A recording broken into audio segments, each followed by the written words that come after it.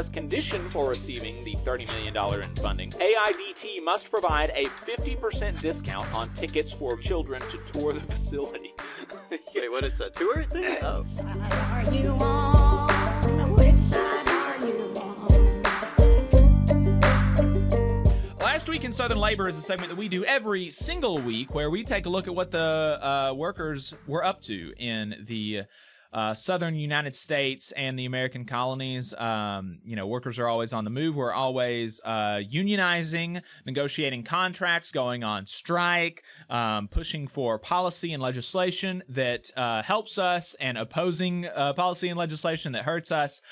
We don't get enough love for that, so we try to do something of a corrective here on the show every week. So here's what workers in the U.S. South and the American colonies were up to in the week ending on the 1st of December. In new union campaigns, the UAW is launching the largest organizing campaign in modern history, targeting 150,000 workers nationwide at 13 non-union auto companies for unionization. This is huge news. We're going to spend some more time on that on the other side of the break and dive into it a little bit. Workers likely led or pushed by their employer at Sherwin-Williams in Lawrenceville, Georgia, filed a petition to decertify the International Union of Painters and Allied Trades, IUPAT Local 1961, as the union representing the 37 workers there. 14 workers at Asplund Tree Expert Company in Lexington, Kentucky, filed for a union election with the International Brotherhood of Electrical Workers, IBEW, Local 369. 34 workers at Casey Trees in Washington, D.C., filed for a union election with the International Association of Machinists and Aerospace Workers, IAMAW. 14 workers at Frameworks Institute in Washington, D.C. filed for a union election with IUPAT Local 1937. 7 workers at Top Drilling Company in Yawkey, West Virginia filed for a union election with the Chauffeurs, Teamsters, and Helpers, Local 175. The employer filed for a union election after a majority of the 10 workers at Waxwork Recording Company in Harahan, Louisiana showed support for unionization with the International Brotherhood of Teamsters, Local 270. And if you are getting deja vu about that particular filing, you aren't crazy, because the same number of workers at the same company in the same city filed for a union election with the same union just last week. So I thought that maybe what they had done is withdrawn that petition and then submitted cards to the company showing majority support, forcing the company to file for the election. But last week's filing is still an open case on the NLRB's website. Last week's filing was an RC petition, which is where the employees, the workers, file for a union petition. And this week is an RM petition, which is where the employer files for a union petition after they have been shown that a majority of the workers say they support a union there. So not totally sure what's going on there. Any insight would be welcome. 14 workers at Darling Ingredients in Grapeland, Texas, filed for a union election with the Teamsters Local 745. The employer filed for a union election, filed a petition for a union election after a majority of the 55 workers at Evonik Corp. Porcel Industries showed support for unionization with the United Steelworkers International Union. 30 workers at Run for Something in Washington, D.C. filed for an union election with Workers United. And 4 workers at High Point Cannabis in St. Louis, Missouri filed for a union election with the United Food and Commercial Workers, UFCW, Local 655. In campaign updates, workers organizing at Amazon's KCVG Air Hub in Kentucky requested coats last week in 38-degree weather that felt like 35 degrees and were denied because, quote, it's not below freezing. Workers just asking for so much once again. Insane. Once again. Yeah, asking for way too much. And just for the reader and listener out there, hypothermia can set in between 30 and 50 degrees. It doesn't just have to be below freezing. We had several election results last week. The petition that was filed on behalf of an individual worker by the National Right to Work Foundation, boo, to decertify the General Drivers, Warehousemen, and Helpers Local 89, a Teamsters affiliate, as the union representing the 15 employees at IMI Kentucky in Bowling Green, Kentucky, was withdrawn. 12 workers at Delta Helix Energy in Yawkey, West Virginia, withdrew their petition for unionization with the chauffeurs, teamsters, and helpers, Local 175. 92 workers at International Rescue Committee in Dallas, Texas, voted in favor of unionization, 56-8, with the Office and Professional Employees International Union, OPEIU, Local 277. 58 workers at the Eastern Music Festival in Greensboro, North Carolina, voted 36-4 in favor of unionization with the American Federation of Musicians, Local 342. 34 workers at Rivers Portsmouth Gaming in Portsmouth, Virginia, voted 27-1 in favor of unionization with the Teamsters, Local 822. 40 security guards at FJC Security Services in Nashville, Tennessee, voted 14-2 in favor of unionization with the International Guards Union of America. 101 security guards voted for the International Guard Union of America, IGUA, in a two-way race between them and the Federal Contract Guards of America, FCGA, with the IGUA receiving 33 votes, FCGA receiving 8, and 1 vote for no union at all. Workers at Cooperativa de Ahorro y Crédito Pepiniana, which is in English the Pepiniana Savings and Credit Cooperative, voted 7-1 to decertify the UFCW as the union representing the 9 workers there.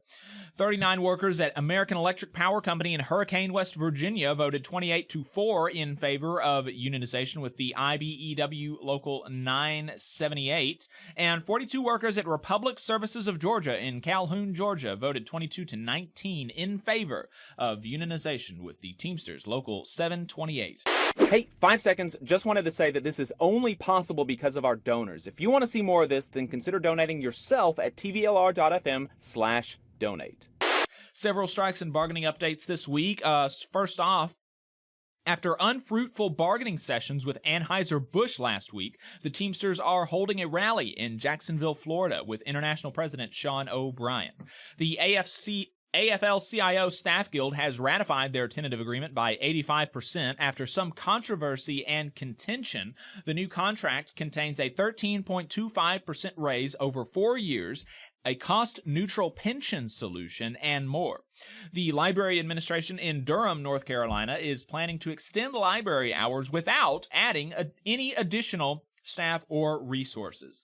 The Union of the Workers there, UE Local 150, claims the library is understaffed already, and this would likely mean workers being forced to work rotations of 7 days in a row with no weekend off. They are asking allies to sign their petition opposing the move.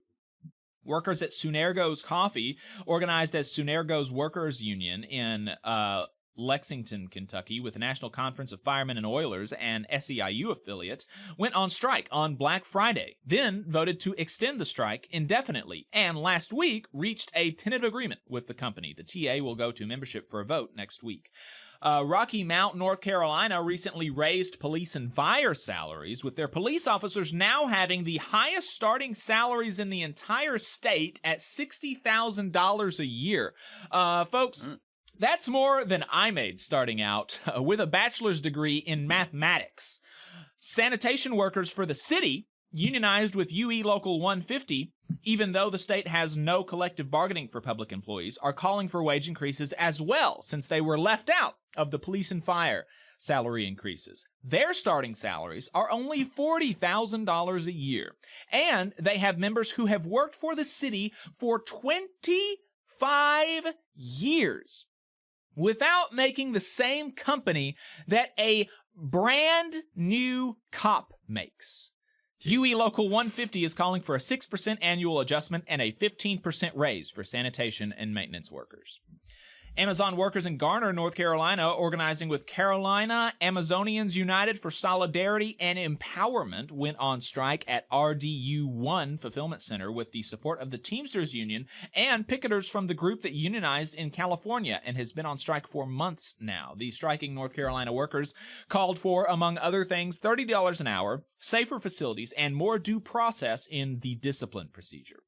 More than 100 registered nurses from HCA facilities across the country, the largest hospital system in the United States, held a rally on November 30th outside of HCA's West Florida division in Tampa, Florida.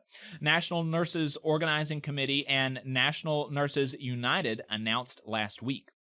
Nurses say that their protest was intended to send a message to management about nurse unity and solidarity in the face of mismanagement at their hospitals across the country, and it comes ahead of a wave of union contract expirations next year.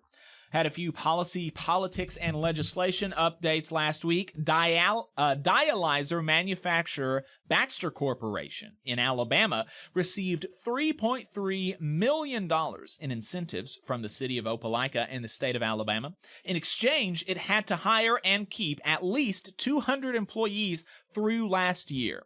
Now, no sooner than their obligations expired, they are laying off hundreds of workers as of 30 November and will be completely closed by the second half of 2024.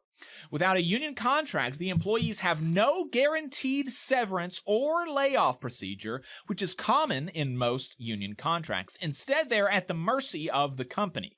Baxter states they will receive some severance, but it is unclear how much or if it will be consistently paid to all employees. They have also not indicated how the first round of layoffs will be decided. Most union contracts will say that mass layoffs will be decided by seniority. Speaking of incentives, Alabama is funding with state dollars, I checked this, $30 million EV Workforce Training Center in Decatur through the Education Trust Fund. According to Alabama Daily News, as condition for receiving the $30 million in funding, AIDT must provide a 50% discount on tickets for Alabama school-aged children to tour the facility. Wait, what? It's a tour thing? Oh. No, it's a training center, but children can go for 50% off on a tour. I'm so confused by this. I'm not. Is it a tourist attraction or is it a training center? Like, what's not going totally on? understanding exactly what it is either. Okay. And they must, Okay. and also AIDT must not request additional state funding for a minimum of 10 years. In total, the $30 million represents nearly 27% of the entire Commerce Department's supplemental budget of $111.6 million. The Federal Railroad Administration has recommended the rail industry beef up their preparations for and response to adverse weather events, including infrastructure assessments. From FreightWaves, an industry news outlet, FRA pointed out that since the start of 2021, there have been 123 rail incidents in which severe weather conditions or weather-related events may have contributed in part or in whole to those accidents. Additionally, the UAW International Union last week became the latest and largest union to call for a ceasefire in Gaza. If we missed anything, let us know. 844-899-TVLR. That is 844-899-8857, and we can include it in next week's Last Week in Southern Labor. Also, we had a listener who said just a small correction. Constantine said that West Virginia City is pronounced hurricane, not hurricane. So just getting the record straight. Hurricane. Okay, that's kind of that's kind of like Fedville. Fedville, yes. The land of feds.